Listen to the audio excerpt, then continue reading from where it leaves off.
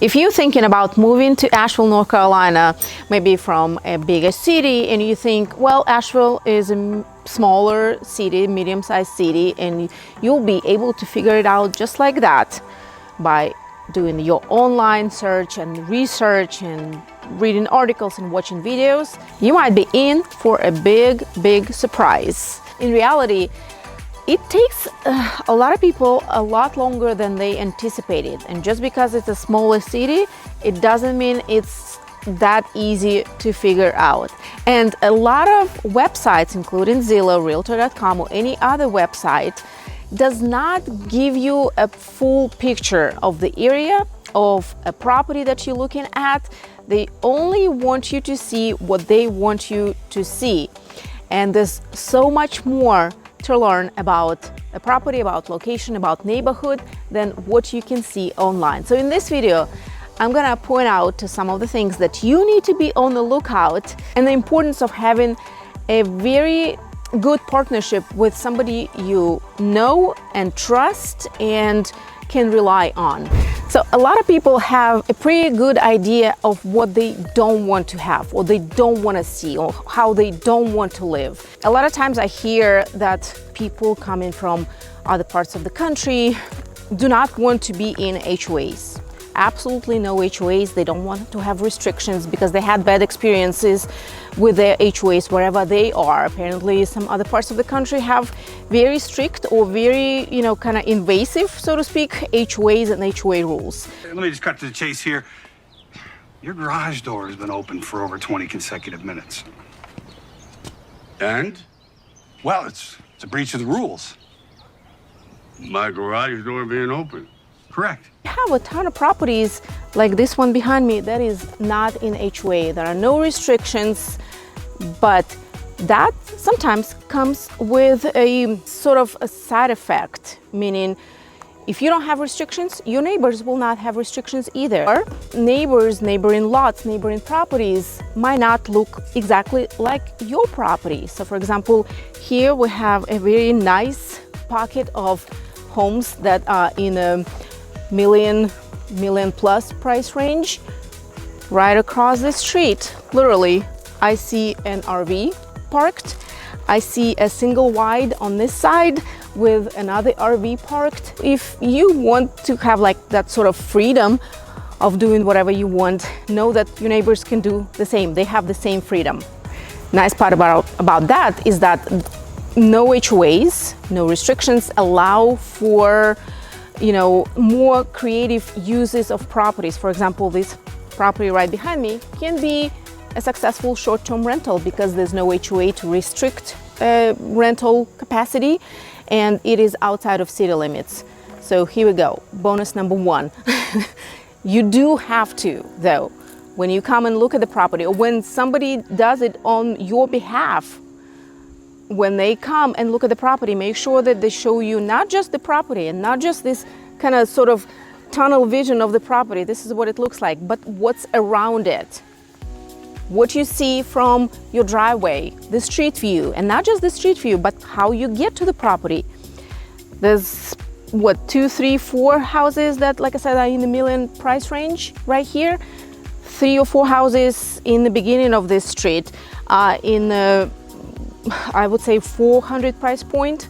So it's different price points within a very small area. Yes, there's Google Earth right now that a lot of people utilize, but Google Earth, at least now, or I don't know of any other software, will not let you know about the noise level. That's another thing that is super important to know about, especially in the area like Arden, where I am right now. And so, for example, right here, you do not hear much noise at all, especially if you close the door. In most modern homes, especially if it's new construction like this one, you're probably not gonna hear anything inside. But when you open the door, a lot of times, you can hear an airplane flying above your head, or you can, if it's close to a busy road, it doesn't even have to be a highway. If it's a busy road, you will hear road noise, or maybe there's a manufacturing facility. Or, one time we looked at a property and we thought that the noise was what we thought was just running creek or stream, because it was just kind of like that, like a sound machine almost sound. And then I looked at the map to verify. I didn't see any creek, but I did see a huge storage facility. And that huge storage facility had outdoor AC units, which means they are running pretty much 24/7, and they create that humming noise.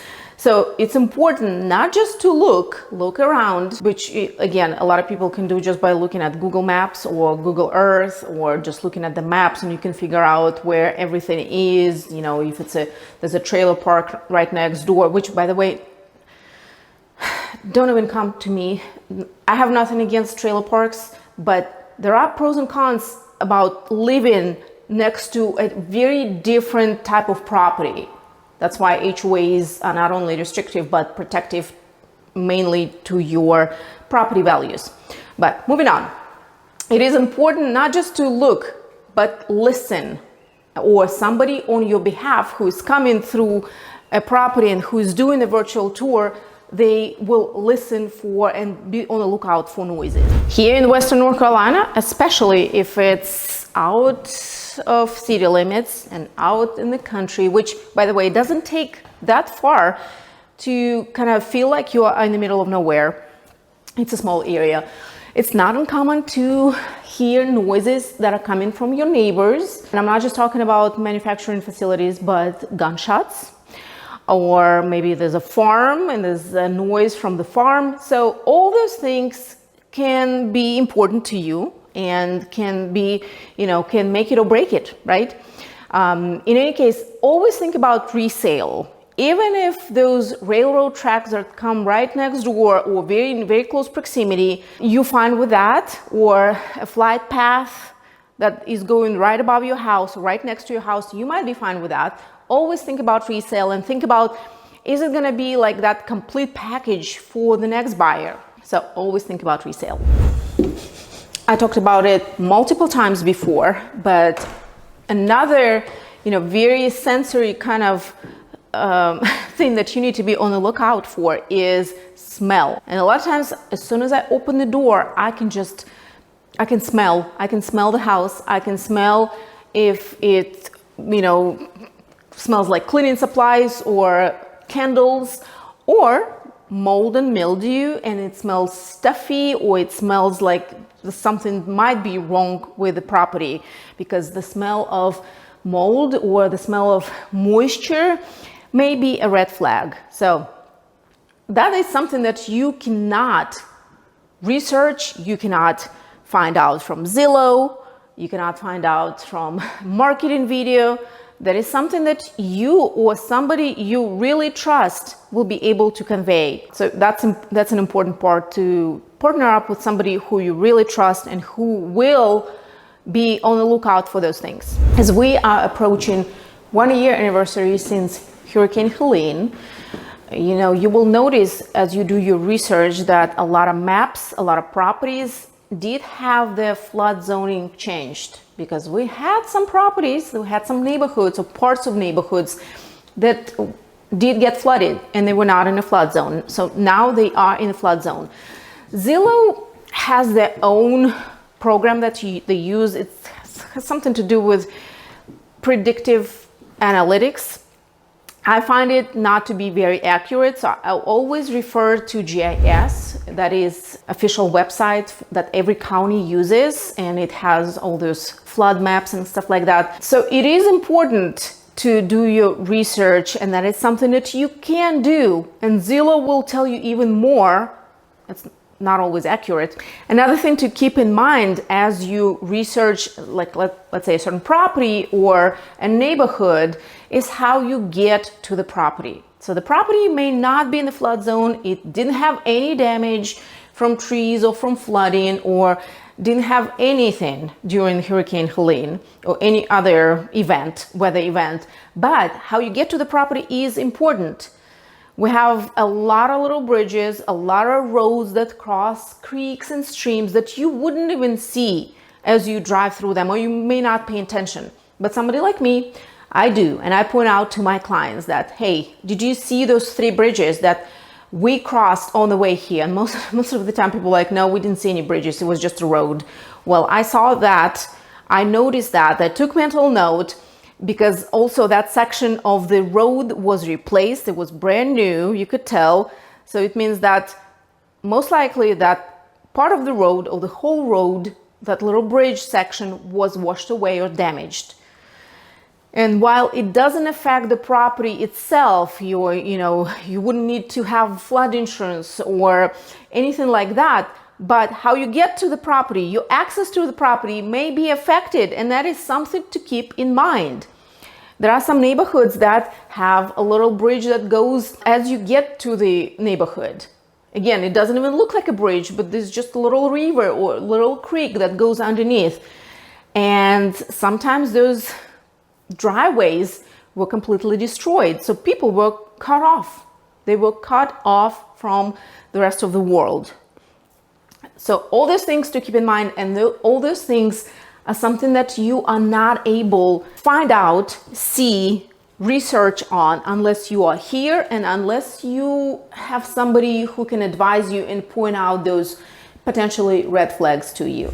And I would say last, but certainly not least, is the reputation and the quality of work that some local builders, local developers, or developers who work in the area have, and the kind of product and the quality of product and the quality of services that they deliver. It is, that really can make it or break it. And sometimes if you do not know about all those things, or your representative doesn't know about all those things, it may cost you thousands, if not tens of thousands of dollars, not necessarily the next day or the next month. It may take a year or 2 for you to find out. But there are some bad players in the area who do put out a lot of products, so to speak, and they look nice and shiny, but in reality, the quality is crap. In some cases, customer service and people who work for those developers and builders just have the worst bedside manners, so to speak.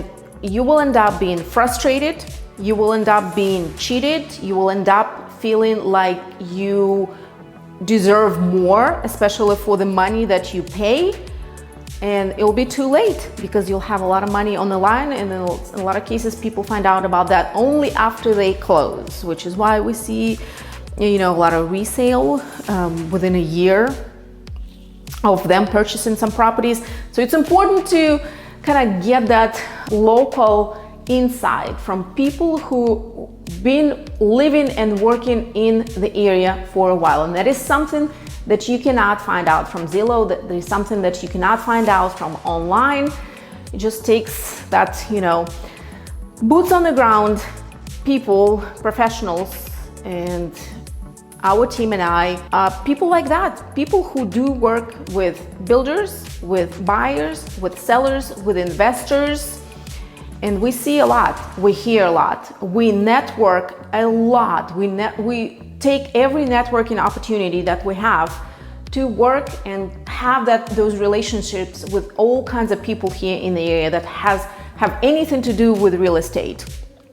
And if you need any kind of help, you can schedule absolutely free, no strings attached consultation with me and my team. You can scan this QR code right here, or there's a link down in the description of every video. Let's jump on the call and find out what is it that's important to you. If you have any questions, we can go over the process of buying, what to expect, and all those kind of things. Absolutely free, no strings attached.